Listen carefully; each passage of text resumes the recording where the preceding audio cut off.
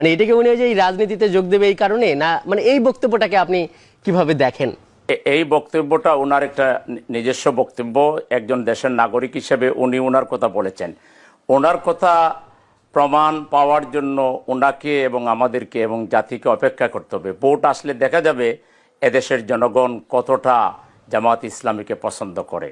জামাত ইসলামী এদেশের সবচেয়ে নির্ভরযোগ্য, পুরাতন, দায়িত্বশীল, সুশৃঙ্খল, গতিশীল, শক্তিশালী একটা মজবুত দুর্গের নাম, যে প্রচণ্ড জলের মধ্যে আওয়ামী সেই দুঃশাসন, যেটা গোটা রাষ্ট্রযন্ত্রকে জামাতের বিরুদ্ধে ব্যবহার করেছে, সেই আওয়ামী লীগ খান খান হয়ে গেছে। জামাতকে নিষিদ্ধ করার 72 ঘন্টার মধ্যে আওয়ামী লীগ গোষ্ঠী সুদ্ধা বাংলাদেশ থেকে উদা হয়ে গিয়েছে।